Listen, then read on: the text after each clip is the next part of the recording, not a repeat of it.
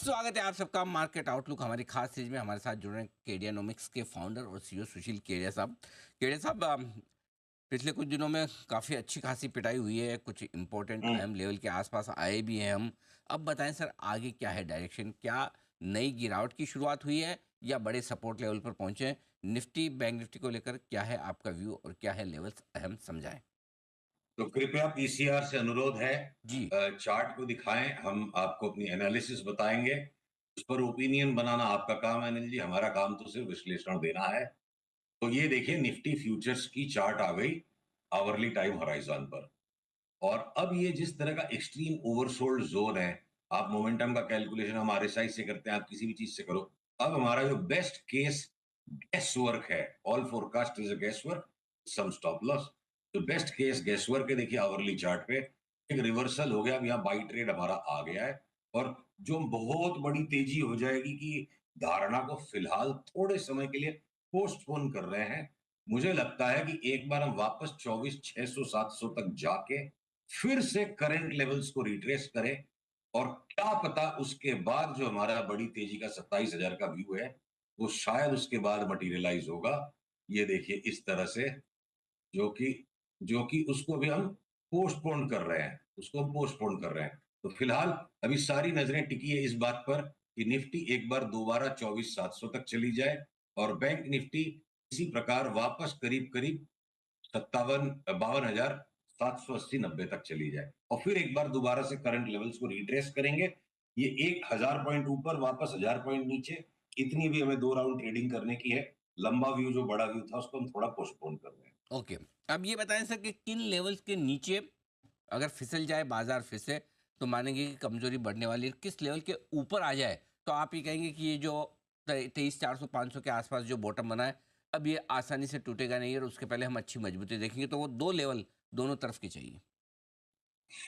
Right Ranji, मुझे भी बहुत कुछ चाहिए, पर जो कुछ बाजार दे पाएगा मैं वही पकड़ पाऊंगा। माई बेस्ट तो विशेष सर, ऑलवेज। ये वो पिक्चर आई थी ना, बस इतना सा ख्वाब है, उसका नाम था हाँ। बस इतना सा ख्वाब है। वो बहुत छोटे अक्षरों में उसके नीचे लिखा था, सब कुछ चाहिए। नहीं, आपने तो वही सर, थोड़ा है थोड़े की जरूरत है। वो भी एक मीडिया बैरन की लाइफ में पिक्चर थी। Right right.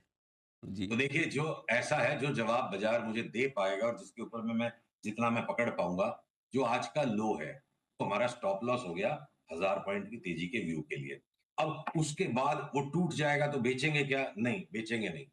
पतलून ना उतर जाए, उसके लिए, अपने बचाव के लिए, जो आज हिम्मत करके यहाँ पे वापस इस इतने खूंखार गिरते बाजार में कुछ और सिलेक्टिव लॉन्ग्स को ऐड कर लिया। पहले हम डिलीवरी बाइस पे खाली बैठे हुए थे, तो उसके प्रोटेक्शन के लिए आज का लो स्टॉप लॉस है। उसके बाद भी मेरे को नहीं लगता कि वो टूट भी जाएगा। तो एक बार कैश फ्लो को बचाने के लिए अपना स्टॉप लॉस लेने को, यहां से मंदी बड़ी सस्टेन हो जाएगी नहीं लगता है। और एक बार 24,700 के आसपास जब आएगा तब वहां हम रिव्यू लेंगे, और आज का लो हमारा स्टॉप लॉस है। इतनी बात को पकड़ना अनिल जी ठीक रहेगा। बस इतना सा ख्वाब है, सब कुछ चाहिए, वो तो कोई एक, बस एक आध कोई बैरन को मिल सकता है, साधारण आदमी को नहीं मिल पाएगा। बात तो सही है आपकी सर। मेरे जैसे साधारण व्यक्ति को नहीं मिलेगा सब कुछ। अरे सर, क्या बात करें। 24,500 आज के लोस के आसपास स्टॉप लॉस रखें और रिकवरी में, माफ़ कीजिएगा, 23,500 के आसपास के लोग आजकल तो 1,000 पॉइंट ऐसे बदल जाता है आंकड़ा। 23 24 25 है तो थोड़े थोड़े दिनों में तो याद तेईस रखना। तेईस 599 का आज का लो था। हाँ जी। आप करीब, आप तेईस 599 का आज का लो था। अब 23,550 का स्टॉप लॉस पकड़ लो। और अब इसको बाजार को ले लेके ऊपर बेचने का मन कर रहा है 1,000 पे। ठीक बात है। इतनी बात है। आप फ्यूचर्स की बात करें, 23,599 जो 23,550 फ्यूचर्स पे स्टॉप लॉस रख लें, और 24,700 यानी कि लगभग लगभग समझ लीजिए 24,500 पर जहाँ 2 3 बार हम पहुँचे, स्पॉट लेवल पे देखेंगे तो वहाँ पर आपको मामला। अच्छा, अब आइए सर, आपके मुंह में घी शक्कर, और ईश्वर करे आपकी जो एनालिसिस वो सही भी हो जाए, बन जाए तेजी 1,000 पॉइंट की यहाँ से निफ्टी में, तो क्या चलेगा? कौन दौड़ेगा?